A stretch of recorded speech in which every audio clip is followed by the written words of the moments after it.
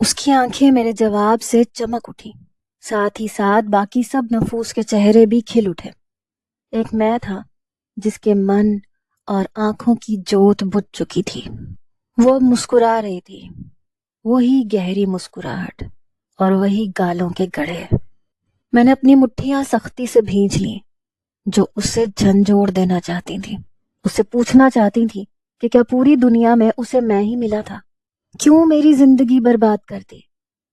بس ایک اور سوال ہادی، صرف میرے دل کی تسلی کے لیے، وہ کھنکتے لہجے میں کہہ رہی تھی۔ میں نے سلگتی نگاہیں اس کی چمکتی آنکھوں میں گاڑ دی۔ کیا اسے میری آنکھوں میں رینگتے سرخ ڈورے نظر نہیں آ رہے تھے، یا وہ جان بوجھ کر ان سے لاپرواہی برت رہی تھی؟ وہ اب ایک ادا سے میری آنکھوں میں جھانکتی ہوئی مستفسر تھی۔ تمہاری زندگی میں کوئی اور ہے؟ مجھے ایسے لگا جیسے اس نے میرا دل دبوچ لیا۔ اس کی مسکراہٹ مجھے میرے زخموں پر برستا نمک لگ رہی تھی۔ میں نے اپنے آنسو ضبط کیے اور نفی میں سر ہلا دیا۔ وہ شرما گئی یا پھر شرمانے کی خوب اداکاری کی، لیکن اب سب ہنستے ہوئے کمرے میں داخل ہو گئے تھے، اور میرے گھر والے یوں آ کر اس سے گلے لگ رہے تھے جیسے اس نے کوئی مور کا سر کر لیا ہو۔ ان سب میں اگر کوئی مجھے دیکھ رہا تھا تو وہ تھا سیٹھ تاج ہمدانی۔ میری سلگتی نگاہیں اس کی نگاہوں سے جا ملی، جہاں طاقت کا زوم اور دولت کا نشہ تھا۔ لیکن اب بھی میں سوچ چکا تھا کہ مجھے کیا کرنا ہے۔ کہانی نفرت سے شروع ہوئی تھی اور اب انتقام پر جا پہنچی تھی۔ سرخ رنگ کے بھاری بھرکم لہنگے میں دلہن کا روپ دھارے میں آج صرف ہادی کی ہونے جا رہی تھی۔ سبز نگینے والا زیور میرے ماتھے اور گلے میں چمک رہا تھا۔ بے حد حسین لگ رہی ہیں آپ، لڑکی نے اپنا سامان سمیٹتے ہوئے داد دی۔ میری گردن میں ہلکا سا خم آیا اور آنکھیں چمکنے لگیں۔ میں نے ابرو اچکائے، خود کو ہادی کی نگاہ سے دیکھا تو دل دھڑکنے لگا۔ ہادی جاوید، میری زندگی کی وہ خواہش جسے میں ہر قیمت پر حاصل کرنا چاہتی تھی۔ اس کی بے رخی کے باوجود مجھے یہ گوارا نہیں تھا کہ میں اسے بھول جاؤں۔ بھلا میں اسے کیسے بھول جاؤں جس کے لیے میں نے اپنے دل میں ایک الگ ہی احساس کو پنپتے دیکھا۔ جس وقت میں محبت کا مطلب تک نہیں سمجھتی تھی، اس وقت بھی مجھے اس کے لیے وہ احساسات محسوس ہوتے تھے جو میں نے کبھی کسی کے لیے محسوس نہیں کیے تھے۔ ہاں، یہ بات میں اچھے سے محسوس کر رہی تھی کہ میں اسے پسند نہیں ہوں، اور مجھ سے شادی کے لیے وہ اپنے گھر والوں کے دباؤ کا اور نانا ابی کی دہشت کا شکار ہے۔ لیکن مجھے خود پہ یقین تھا، میں بہت جلد اس کا دل جیت لوں گی۔ میری شدید محبت کبھی ہار نہیں سکے گی۔ میں شیشے میں اپنے دلکش عکس کو دیکھ کر مسکرائی۔ ایسا ہوش ربا حسن جو کسی کا بھی ہوش اڑا دے۔ ہادی کے دل کو کب تک موم نہیں کر سکے گا؟ ایک دن میں اس کے دل و دماغ پر راج کروں گی۔ ایک دن ہادی بھی میرا ویسے ہی دیوانہ ہوگا جیسے میں اس کے لیے تڑپتی ہوں۔ میں اسے کھونا نہیں چاہتی، کسی قیمت پر نہیں۔ ایک خوف میری آنکھوں کی پتلیوں پر لہرا گیا، اس کے کھو جانے کا خوف۔ میں نے سر جھٹکا۔ بھلا آج میں ایسے وسوسوں کو کیوں کر ذہن میں آنے دے سکتی تھی؟ آج تو وہ ہمیشہ ہمیشہ کے لیے میرا ہونے جا رہا تھا۔ میں نے مسکراہٹ کو چہرے پہ سجایا اور گہری سانس خارج کی۔ دروازہ کھلا، ملیحہ مسکراتی ہوئی اندر داخل ہوئی۔ حامد اور عاصم چچا کی فیملی ہماری طرف ہی تھی۔ اگرچہ میرا ننیال سے کوئی کزن نہیں تھا، اسی لیے عاصم چچا کی ملیحہ اب مجھے لینے آئی تھی۔ بابا کی فیملی بھی لاہور پہنچ گئی تھی، لیکن وہ مجھے ملنے ہمدانی ہاؤس نہیں آئے تھے۔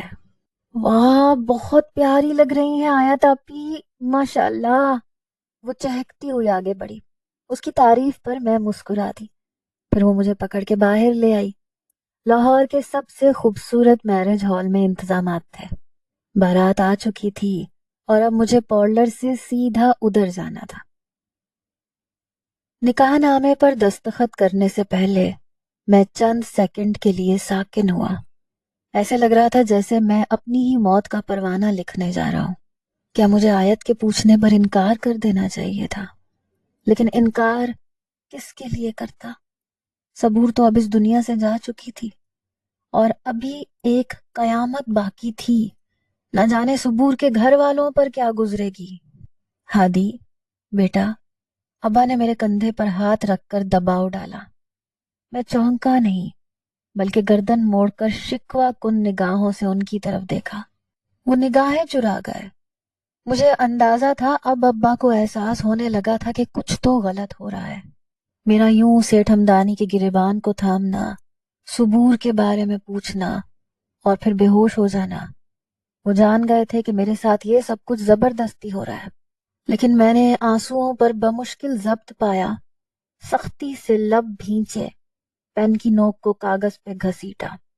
ہادی جاوید کے دستخط نکاح نامے پر رقم ہو چکے تھے۔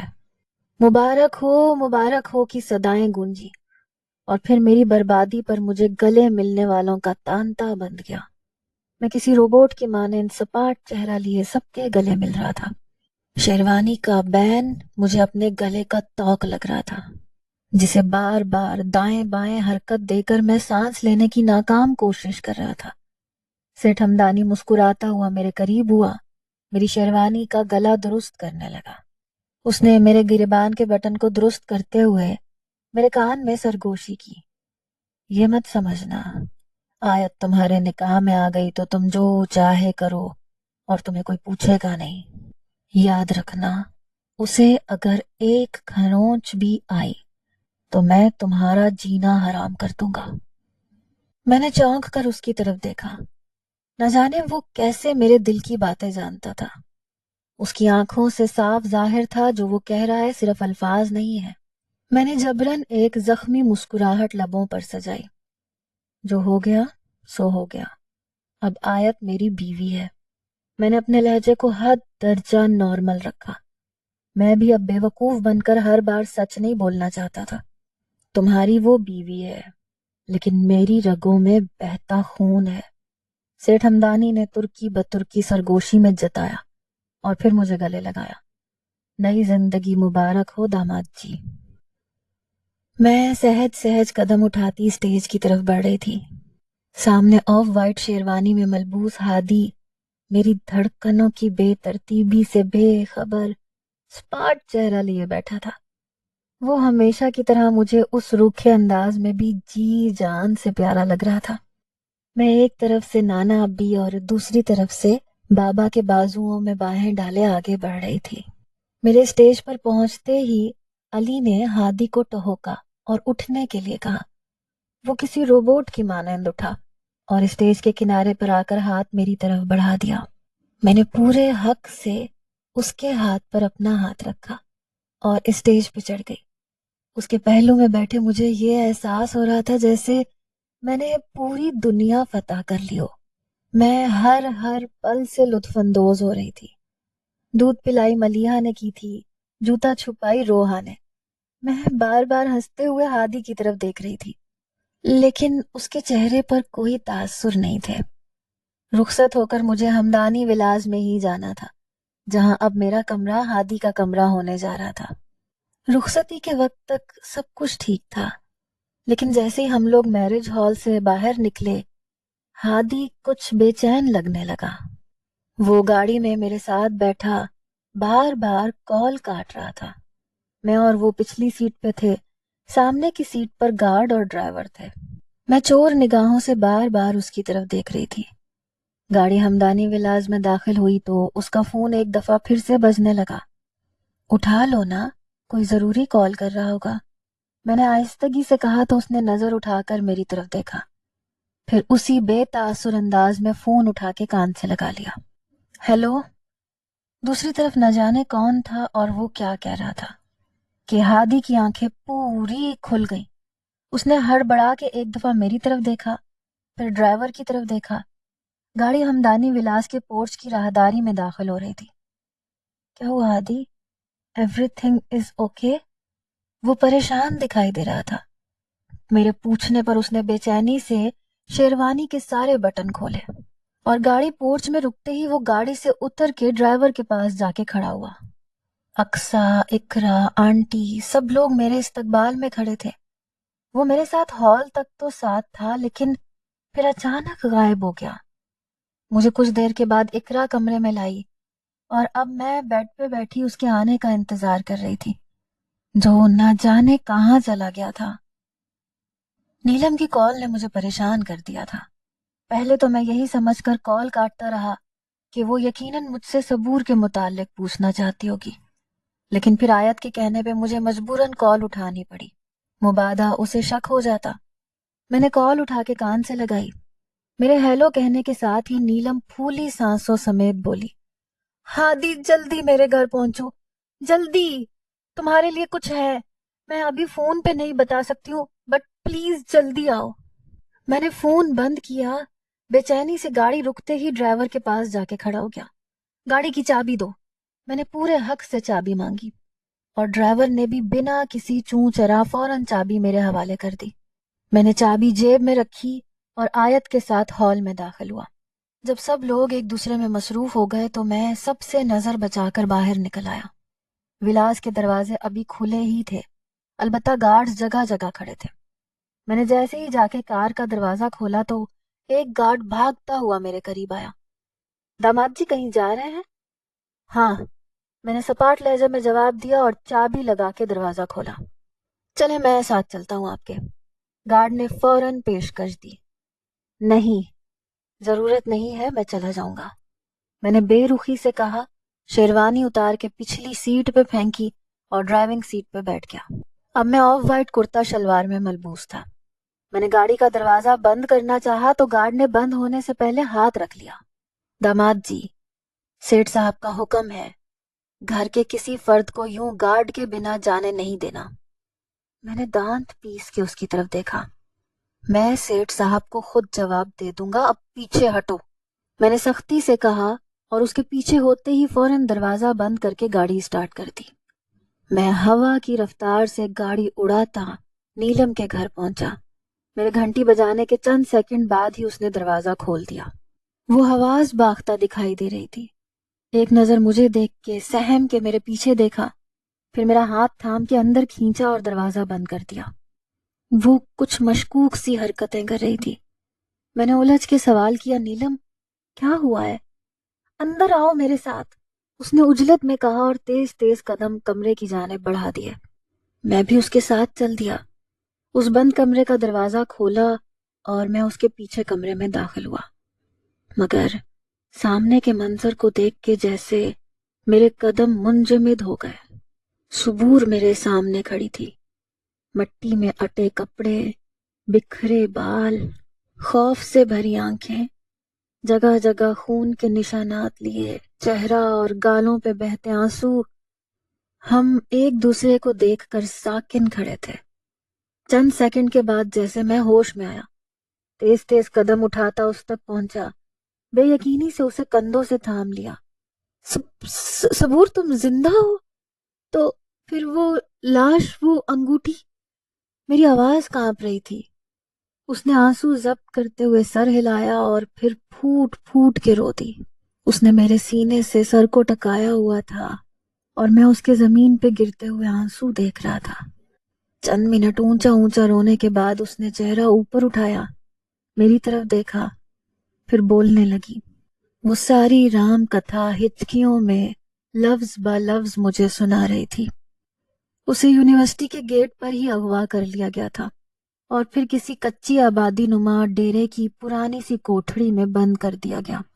وہاں ایک عورت اس کی نگرانی کے لیے تھی، جس نے لالچ میں آ کے اس کے کانوں کی بالیاں اور انگوٹھی کو اتار کے پہن لیا۔ اسے ایک پرانی سی کرسی پہ باندھا گیا تھا۔ لڑکی کے جانے کے بعد صبور آہستہ آہستہ رسی کو کھولنے کی کوشش کرتی رہی اور آخر کار 1 گھنٹے کی کوشش کے بعد رسی کھل گئی۔ رسی کھلنے کے بعد اس نے کمرے سے بھاگنے کی کوشش کی، لیکن دروازہ باہر سے بند تھا۔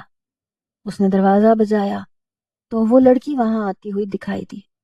صبور نے جلدی سے زمین پہ پڑے ایک پتھر کو اٹھایا اور جیسے ہی اس لڑکی نے دروازہ کھولا، وہ پتھر اس نے اس کے سر میں دے مارا۔ لڑکی موقع پہ بے ہوش ہو گئی۔ صبور نے وہاں پر بہترین عقل مندی کا مظاہرہ یہ کیا کہ اس نے لڑکی کے یونیفارم کو پہنا اور خود اسے اپنے کپڑے پہنا کر کرسی پر باندھ دیا اور خود باہر نکل آئی۔ وہ ایک ڈیرہ نما جگہ تھی، جہاں ایک طرف کر کے یہ کھنڈر نما کوٹھڑی سی بنی ہوئی تھی۔ وہ اسی وقت وہاں سے بھاگ نہیں سکی کیونکہ جگہ جگہ سیٹھ ہمدانی کے گنڈے موجود تھے۔ وہ وہیں جھاڑیوں کے پیچھے چھپ کے بیٹھی تھی۔ جب اس نے دیکھا کہ کچھ دیر بعد گنڈوں نے آ کر کوٹھڑی پر پٹرول چھڑکنا شروع کر دیا اور پھر اس کے دیکھتے ہی دیکھتے کوٹھڑی جل کر بھسم ہو گئی اور اس کی جگہ کرسی پر بندھی وہ لڑکی جل گئی۔ شام تک وہ وہیں چھپی بیٹھی رہی اور پھر بمشکل وہاں سے نکل سکی۔ ڈیرے سے سڑک تک پہنچنے میں اسے رات ہو گئی اور پھر بمشکل وہاں سے وہ بس میں سوار ہو کر شہر پہنچی اور پھر نیلم کے گھر۔ میں ابھی بھی بے یقینی کے عالم میں یہ سب سن رہا تھا اور میرا سر شرم سے جھک گیا۔ مجھ سے کہیں زیادہ بہادر تو وہ تھی، لیکن ابھی تو صرف ایک دن گزرا تھا اور یقیناً صبح تک انہیں شک نہ ہو جائے کہ جو لڑکی جل کے مری ہے وہ صبور نہیں تھی بلکہ ان کی اپنی ہی ملازمہ تھی۔ مجھے اس سے پہلے صبور کو اس کے بابا کے پاس پہنچانا تھا۔ وہ اب سب کچھ بتانے کے بعد اپنے آنسو صاف کرتے ہوئے میرے حلیے کو حیرت سے دیکھ رہی تھی۔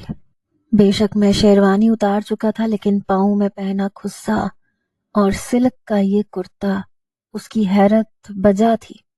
ہادی، تم کہاں سے آ رہے ہو؟ وہ مجھے اوپر سے نیچے دیکھتے ہوئے پیچھے ہوئی۔ میں نے گردن جھکا دی۔ یقیناً اس نے تو یہ توقع کی ہوگی کہ میں اس کے غائب ہو جانے پہ بے حال حلیے میں ہوں گا، لیکن میں تو کسی دلہے کی طرح تیار تھا۔ میں نے جھکے سر کے ساتھ مریل آواز میں جواب دیا، میری آیت کے ساتھ شادی ہو گئی ہے۔ صبور نے ایک دم سے اپنے منہ پہ ہاتھ رکھے نفی میں سر ہلانے لگی۔ میں نے جھٹ سے اسے کندھوں سے تھام لیا۔ میں نے یہ سب انتقام لینے کے لیے کیا، تمہاری موت کا انتقام۔ صبور نے غصے سے میرے ہاتھ جھٹک دیے۔ ایک دم سے گھر کی گھنٹی بجی تو ہم تینوں ایک ساتھ چونک گئے۔ رات کے 2 بج رہے تھے۔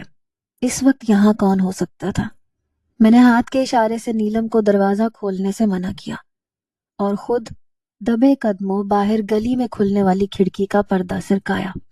سامنے دیکھتے ہی جیسے میری روح فنا ہو گئی۔ سیٹھ ہمدانی کے گارڈ اور 2 خاص گنڈوں کے ساتھ علی بھی باہر موجود تھا۔ ان میں سے ایک گھنٹی بجا رہا تھا، باقی سب کار کے ارد گرد گھوم رہے تھے۔ میں نے غصے سے مٹھیاں بھینچ لی۔ سیٹھ ہمدانی نے ہر گاڑی میں ٹریکر لگا رکھے تھے۔ میں نے جلدی سے پردہ گرایا اور واپس صبور تک آیا۔ اس کے چہرے پہ ہوائیاں اڑی ہوئی تھیں۔ گھر کی گھنٹی مسلسل بج رہی تھی۔ نیلم، صبور کو کہیں چھپا دو، میں نے نیلم سے اتنا کہا اور خود تیزی سے دروازے کی طرف بڑھ گیا۔ میں نے دروازہ کھولا تو سامنے ہی علی اور ساتھ میں سیٹھ کا خاص آدمی شیر علی کھڑے تھے۔ خیریت ہے؟ یہ کس کا گھر ہے؟ یہاں کیوں چلے آئے؟ ہم سب پریشان ہو گئے تھے۔ علی نے دروازہ کھلتے ہی سوال کیا۔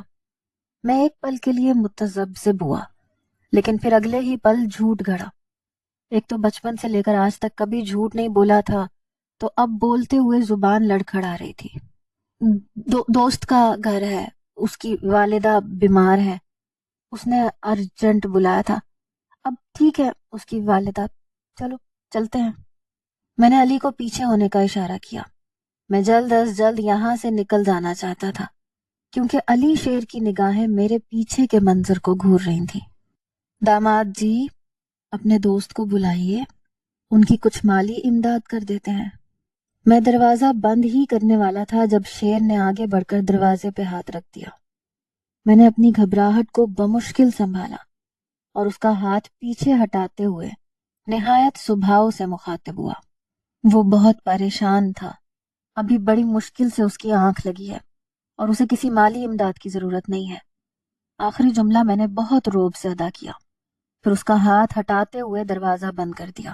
میرا دل خوف کے زیر اثر لرزنے لگا تھا، کیونکہ علی کے سوا وہ سب گھور گھور کے گھر کو دیکھ رہے تھے۔ علی میری کار میں میرے ساتھ بیٹھ گیا اور باقی سب جس جیپ پہ آئے تھے اس میں سوار ہو گئے۔ اب علی ڈرائیونگ سیٹ پہ بیٹھا تھا اور میں بار بار پوری ہتھیلی کو اپنے چہرے پر پھیرتا ہوا پسینہ صاف کر رہا تھا۔ رکو، ان کی جیپ کو نکلنے دو پہلے، میں نے علی کو گاڑی پیچھے رکھنے کا کہا اور پھر ہم نے کار جیپ کے پیچھے لگا دی۔ علی نے کنکھیوں سے میری جانب دیکھا، پھر گلا کھنکارتے ہوئے مستفسر ہوا۔ مجھے پتا ہے بات وہ نہیں ہے جو تم نے ادھر کی ہے۔ کیا چکر ہے برو؟ مجھے تو سچ بتا۔ میں نے چونک کے اس کی طرف دیکھا۔ وہ میرے اضطراب کو بھانپ گیا تھا۔ کیا بات ہے؟ مجھے شک ہو رہا تھا پہلے سے۔ مجھے بتا یار، کیا پریشانی ہے؟ شاید میں ہی تمہاری کچھ مدد کر سکوں۔ میں نے اس کی طرف بغور دیکھا، پھر ذہن نے جیسے خطرے کی گھنٹی بجائی۔ نہیں، بالکل نہیں، میں علی کو اس سب میں نہیں گھسیٹوں گا۔ نہیں، ایسا کچھ نہیں ہے۔ دراصل وہ میری کلاس فیلو کی امی ہے۔ میں نے ان کے سامنے اسے لڑکا بنا دیا، یہی سوچ کے کہ کہیں آیت تک بات نہ پہنچے تو وہ کچھ غلط نہ سمجھ لے۔ اوہ اچھا، میں بھی سوچ رہا تھا کہ اتنا پریشان کیوں ہے۔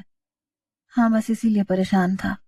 وہ یہاں اپنی ماں کے ساتھ اکیلی رہتی ہے، اس لیے پریشان ہو کے مجھے کال کی تھی۔ ٹھیک ٹھیک، پھر تو ٹھیک ہے، میں سمجھا پتہ نہیں کیا بات ہے۔ علی نے سر جھٹکا اور مسکرا دیا۔ میں نے بھی جبراً مسکرا کر اس کی مسکراہٹ کا جواب دیا۔ وہ دونوں گاڑیاں آگے پیچھے ہمدانی ولاج میں داخل ہوئیں۔ میں جیسے ہی کار سے نیچے اترا، شیر علی میرے قریب آ گیا۔ داماد جی، سیٹھ صاحب کے پاس جانا ہے پہلے، وہ روب سے کہہ رہا تھا۔ میں نے خود کو نارمل رکھتے ہوئے سر اس بات میں ہلایا اور ہم اس کے پیچھے ہمدانی کے آفس کی طرف چل دیے۔ رات کے 3 بج چکے تھے۔ چند منٹ کے بعد میں ہمدانی کے سامنے کھڑا تھا۔ تم کہاں چل دیے تھے میاں؟ ایسا بھی کون سا خاص دوست تھا جس کے لیے تم نے آیت کو اور ہمیں پریشان کیا؟ وہ گھمبیر لہجے میں تیوری چڑھائے پوچھ رہا تھا۔ میں خود پہ ضبط پانے کے چکر میں زبان کو منہ میں گول گول گھما رہا تھا۔ دل تو چاہ رہا تھا کہ چیخ چیخ کے بتاؤں کہ تم جسے جان سے مار چکے ہو وہ زندہ ہے۔ تم خدا نہیں ہو۔ اللہ چاہے تو تم اتنی طاقت اور دولت رکھنے کے باوجود کسی کا بال بھی بیکا نہیں کر سکتے۔ اس سے پہلے کہ میں کچھ بولتا، علی فوراً میری طرفداری میں بولا۔ وہ اس کا دوست ہے، میں بھی جانتا ہوں اسے، اس کی والدہ بہت بیمار ہے اس لیے جانا پڑا۔ سیٹھ نے ایک ابرو اچکائے علی کو دیکھا، پھر سر اس بات میں ہلاتا ہوا میری جانب دیکھتا ہوا گویا ہوا۔ ہاں چلو، تیمارداری ہو گئی نا، اب چلو جاؤ، آیت پریشان ہے۔ میں نے لب بھینچے سر کو ہلکا سا خم دے کے مڑا ہی تھا جب پھر سے سیٹھ کی کرختگی آواز نے قدم روکے۔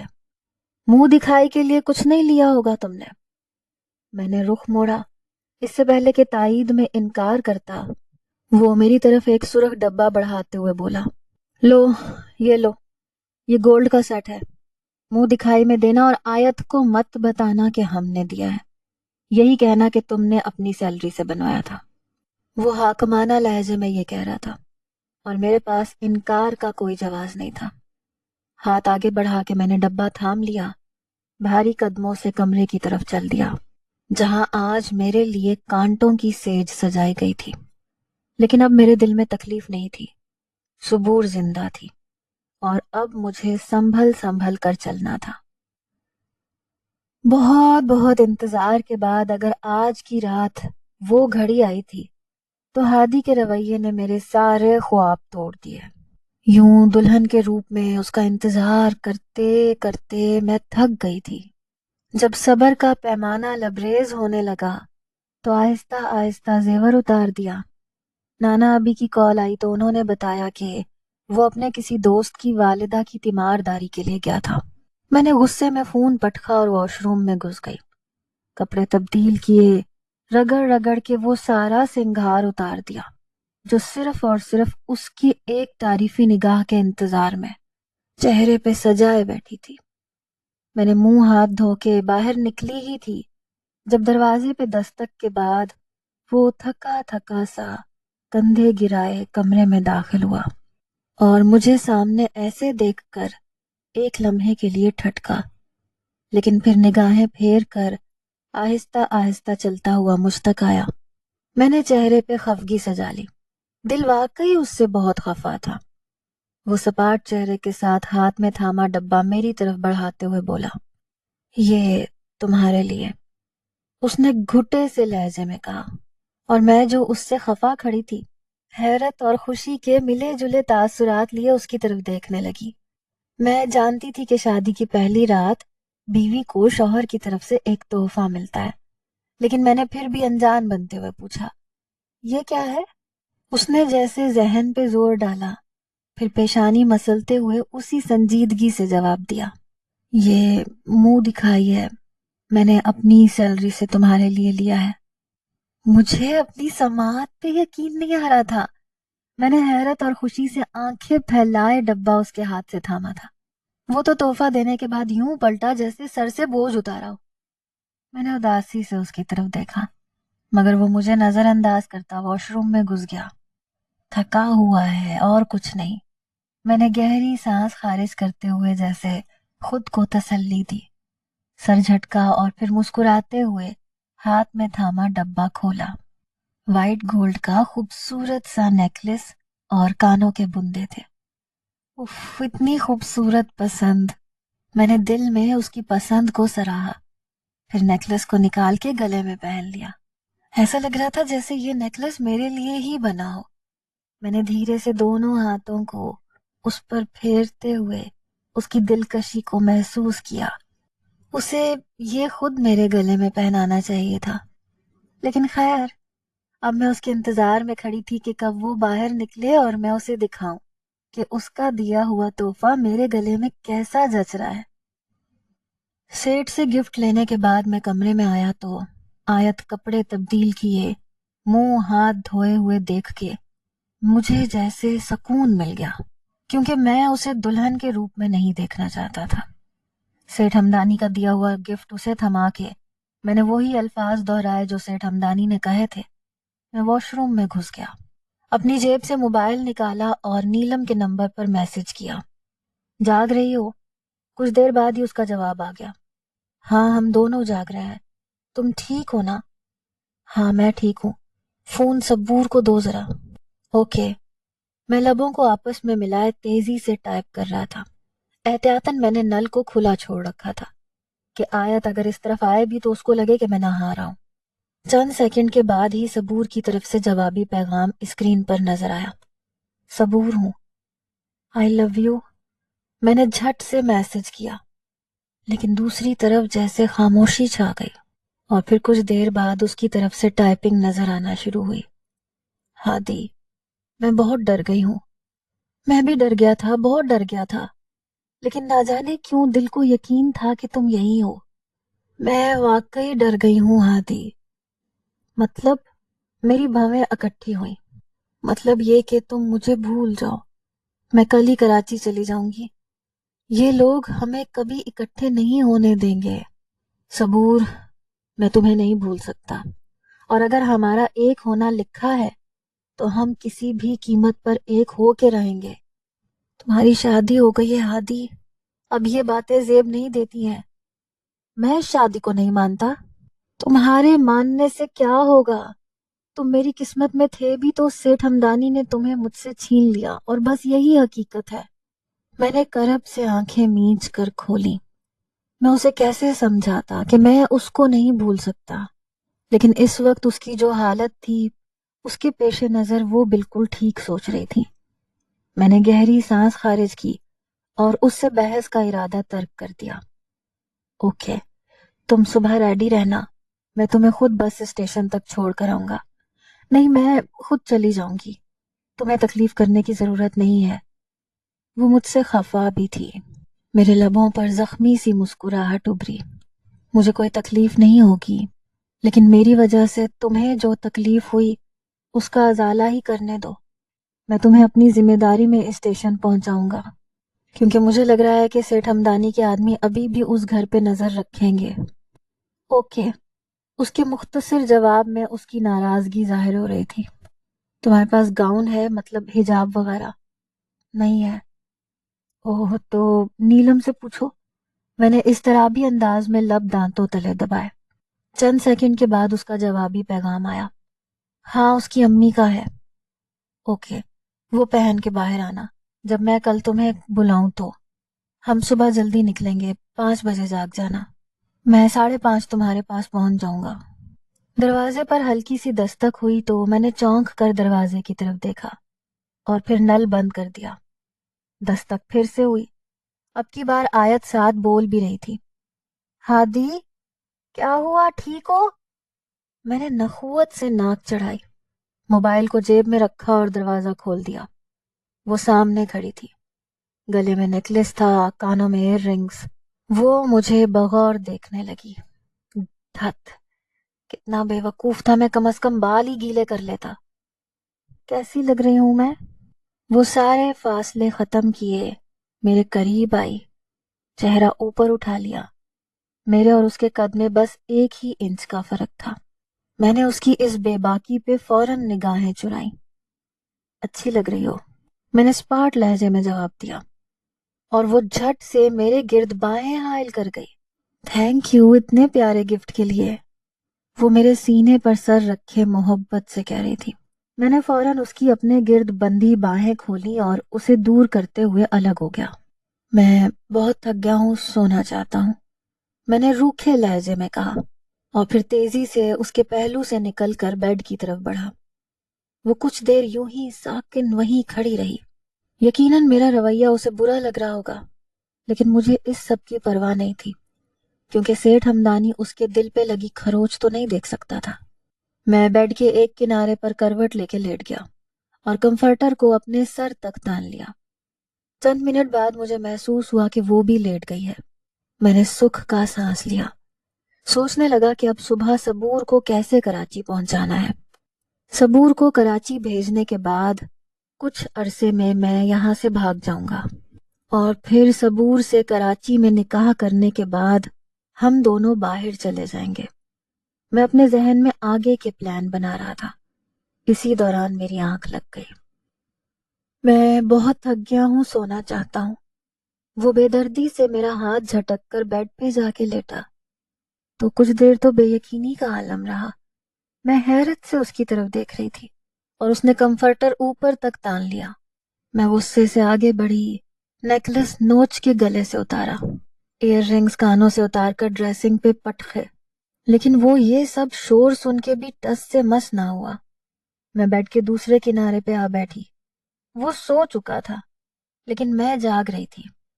میں نے چہرے کا رخ موڑ کے اس کی طرف دیکھا، جو میرے ارمانوں کا خون کرنے کے بعد اتنے سکون سے کروٹ لیے سو رہا تھا۔ وہ اگر مجھ سے شادی نہیں کرنا چاہتا تھا تو کل شام کو ہی انکار کر دیتا۔ میں نے اس سے پوچھا تھا نا یہ سب کچھ، لیکن اب یہ بے رخی، یہ بے اعتنائی، یہ سب میں کیسے برداشت کروں؟ میں ایک جھٹکے سے اٹھ بیٹھی اور اسے گھورنے لگی۔ مجھے وہ چاہیے تھا اور وہ مجھے مل گیا، لیکن ایک انسان ہونے کے ناطے ایک خواہش کی تکمیل مزید خواہشات کو جنم دے رہی تھی۔ مجھے وہ پوری طرح میرا چاہیے تھا، اس کی توجہ، اس کا پیار، سب کچھ میرے لیے ہو۔ میں نے بیڈ گراؤنڈ سے ٹیک لگائی اور نگاہیں اس کی طرف جما دی۔ ایک دل چاہ رہا تھا اسے جھنجھوڑ کے اٹھا دوں اور پوچھوں کیوں کر رہے ہو ایسا۔ انہی سوچوں میں گم کب میری آنکھ لگی، خبر ہی نہیں ہوئی۔ آ گیا اسٹیشن، اترو۔ میں نے صبور کو موٹر سائیکل پر سے اترنے کا کہا، خود بھی اس کے سامنے آ کھڑا ہوا۔ ہم دونوں بس اسٹیشن پر موجود تھے۔ وہ سفید سوٹ میں ملبوس تھی اور اب خفگی سے میری طرف دیکھ رہی تھی۔ میں نے سوچ لیا ہے میں بھی کراچی آ جاؤں گا اور کسی باہر کی کمپنی میں اپلائی کروں گا، پھر ہم دونوں شادی کے بعد باہر چلے جائیں گے۔ میں نے اس کا ہاتھ تھام کر اسے تسلی دی۔ وہ بے یقینی سے میری طرف دیکھ رہی تھی۔ تبھی میری نگاہ اس کی ہاتھ کی انگلیوں پر پڑی۔ اوہ، تمہاری انگوٹھی میرے پاس ہے۔ میں نے جیب میں ہاتھ ڈالا، جیب خالی تھی۔ انگوٹھی کہاں گئی؟ میں نے بھویں اکٹھی کی اور پھر اس کا ہاتھ چھوڑ کر دونوں جیبوں کو ٹٹولنے لگا۔ یہیں تو رکھی تھی، میں نے پریشان لہجے میں کہا، اور اسی لمحے فائر کی آواز نے جیسے کانوں کے پردے پھاڑ دیے۔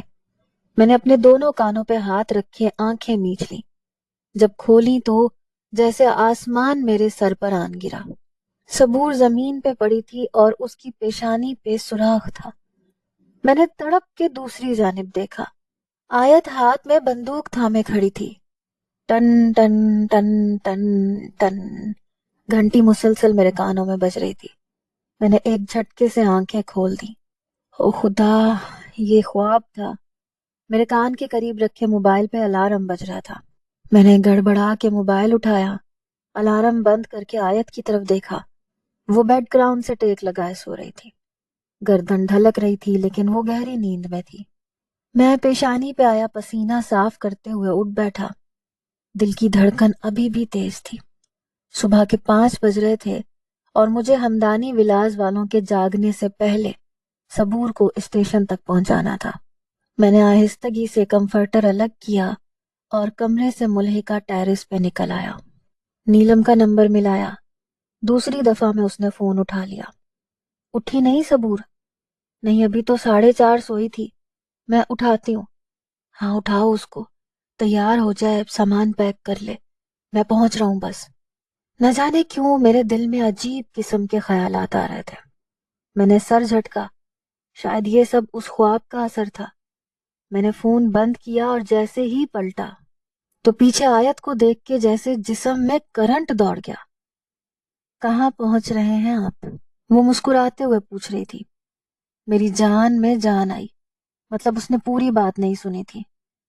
وہ دوست، رات کو جس دوست کی طرف گیا تھا اسی کا فون تھا۔ والدہ کی طبیعت پھر سے بگڑ گئی ہے تو ہاسپٹل لے کے جانا ہے۔ جھوٹ، پھر سے جھوٹ، جھوٹ پہ جھوٹ بول رہا تھا میں نے نگاہیں چرائیں۔ اوہ، یہ تو واقعی پریشانی کی بات ہے، وہ پریشان لہجے میں کہتی چند قدم آگے آئی۔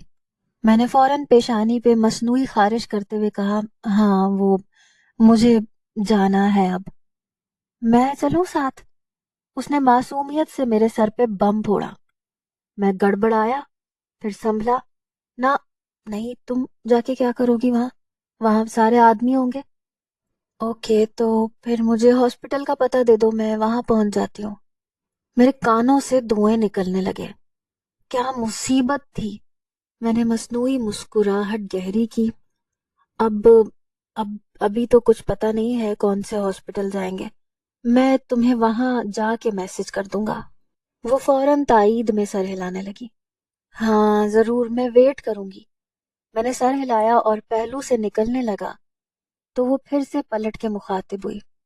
تم رات نانا ابی کی گاڑی لے گئے تھے، اپنی لے کے جاؤ نا، میں نے تمہارے لیے خریدی ہے۔ رات تم اپنا تحفہ دے کے سو گئے، مجھے موقع ہی نہیں دیا۔ وہ بات کرتے کرتے میرے قریب ہوئی اور نرماہٹ سے میرا کالر درست کرنے لگی۔ میں اب کسی روبوٹ کی مانند کھڑا تھا اور وہ سارے فاصلے ختم کرتی ہوئی سینے سے آ لگی۔ میں نے متذبذب ہو کر چہرہ اوپر اٹھایا اور ناگواری سے کہا، نہیں، میں اپنی بائک پہ جاؤں گا، گاڑی کی ضرورت نہیں ہے۔ کیوں؟ اس نے چہرہ اٹھا کے حیرت سے میری طرف دیکھا۔ میں نے چہرے پر سجی ناگواری کو فوراً ختم کیا اور پھر اسے کندھوں سے پکڑ کے الگ کرتے ہوئے مخاطب ہوا۔ مجھے جلدی پہنچنا ہے تو بائک پہ میری سپیڈ زیادہ ہے، اب میں جاؤں، مجھے دیر ہو رہی ہے۔ میں نے اپنی بات مکمل کی تو پھر اس کو دیکھے بنا واش روم میں گھس گیا۔ جلدی سے نیلم کو میسج کیا، ٹیکسی منگوا کے رکھو، میں پہنچ رہا ہوں۔ چہرے پہ پانی کے چھینٹے مارے، بالوں میں گیلے ہاتھ پھیرے اور باہر نکل آیا۔ وہ اپنا فون کان سے لگائے بیڈ پہ بیٹھی تھی اور اب مجھے ہی دیکھ رہی تھی۔ میں نے ایک نظر اسے دیکھا تو اس نے اپنی مخصوص مسکراہٹ سمیت خدا حافظ کے انداز میں ہاتھ ہوا میں لہرایا۔ میں نے بھی جواباً ہاتھ ہلایا اور تیزی سے کمرے سے باہر نکل آیا۔ اب میرا رخ نیلم کے گھر کی طرف تھا۔ میں ہوا کے سنگ اڑا جا رہا تھا اور پھر پورے 5:45 میں نیلم کے گھر کے سامنے کھڑا تھا۔ میں نے موبائل نکالا، نیلم کو کال کی۔ اس نے جھٹ سے فون اٹھایا۔ ہاں، ٹیکسی منگوا لی ہے نا؟ میں نے فوراً سے پوچھا۔ ہاں، مین روڈ پہ پہنچنے والی ہے، تم بائک ہمارے پورچ میں کھڑی کر دو، دروازہ کھلا ہے۔ میں نے فون بند کیا اور اس کی ہدایت پہ عمل کرتے ہوئے موٹر سائیکل کو پورچ میں لگا دیا۔ اتنی دیر میں صبور سیاہ گاؤن میں ملبوس وہاں آ گئی۔ ابھی اس کے چہرے پہ نقاب نہیں تھا۔ نیلم بھی اس کے پیچھے تھی۔ ہماری نگاہوں کا تصادم ہوا تو جیسے سب کچھ ٹھہر گیا۔ نیلم آگے بڑھی، صبور کو گلے سے لگا لیا۔ کراچی پہنچ کے فون کرنا۔ تم اپنا اور آنٹی کا خیال رکھنا، صبور نے بھاری آواز میں کہا۔ یقیناً بہت زیادہ رونے کا اثر اس کی آواز پہ ہوا تھا۔ مجھے اس کی حالت دیکھ کے تکلیف ہو رہی تھی۔ دل چاہ رہا تھا اس کے ہر زخم کا مرہم بن جاؤں۔ نیلم اس سے الگ ہوئی، آنسو پونچھے۔ چلو جاؤ، تم دونوں کو دیر ہو رہی ہے، نیلم نے مسکراتے ہوئے کہا۔ सबूर भी आंखें पोंछते हुए अलग हुई, फिर सर झुकाए मेरे पास आके खड़ी हुई। मैं उसकी तरफ ही देख रहा था। उसने मुझे बिना देखे नकाब चेहरे पे सजा लिया। अब सिर्फ उसकी आंखें दिखाई दे रही थी। मैंने उसके हाथ से हैंड कैरी लिया। चलो। हम दोनों एक साथ बाहर निकले। गली से बाहर मेन सड़क पर टैक्सी हमारा इंतजार कर रही थी।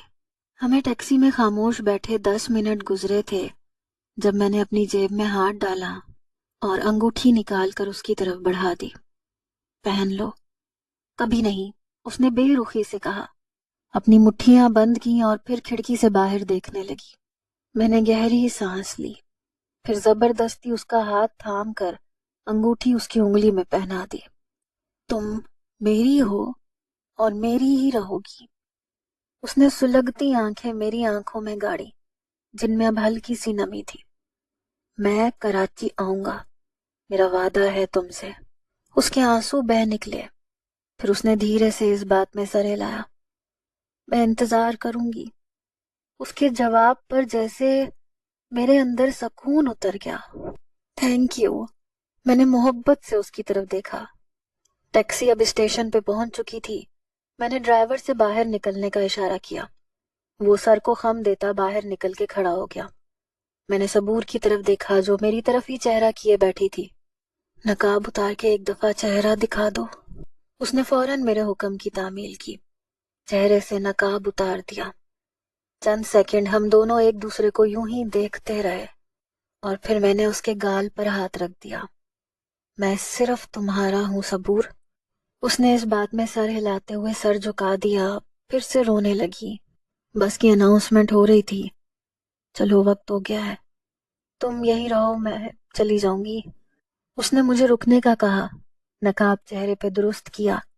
मैंने नफी में सर हिलाया। न जाने क्यों सुबह का ख्वाब जहन में घूम गया। नहीं, जब तक तुम बस में बैठ नहीं जाती और बस चल नहीं पड़ती, मैं जाऊंगा नहीं। मैंने दो टोक लहजे में कहा और फिर हम दोनों टैक्सी से नीचे उतरे और बस की तरफ चल दिए।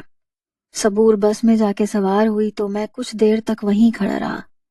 फिर जैसे ही बस वहां से निकली, मैं सुख का सांस लेके वहां से निकल आया। मैं तकरीबन 8:30 हमदानी विलाज में मौजूद था। सीधा कमरे में आया। जैसे ही मैंने दरवाजा खोला, आयत सामने बेड पे बैठी थी। गहरे नीले रंग की साड़ी में मलबूस, रात वाले ज्वेलरी सेट से गले और कानों को मुज़य्यन किए, वो जैसे मेरे इंतजार में बैठी थी। मैं कमरे में दाखिल हुआ तो उसकी सुबह वाली बात याद आई। उसने हॉस्पिटल का कहा था। हादी, इधर आए। उसने सपाट लहजे में मुझे बुलाया। मैंने एक लम्हे के लिए उसकी तरफ देखा। वो अपने साथ बेड पे बैठने का इशारा कर रही थी। आए प्लीज। उसने दोबारा इसरार किया तो मैं सपाट चेहरे के साथ जाके उसके साथ बैठ गया। वो अब संजीदगी से मेरी आंखों में आंखें डाले बैठी थी। मुझे उसका अंदाज अजीब लग रहा था। चंद सेकंड यूं ही गुजरे तो वो उसी अजीब लहजे में गोया हुई।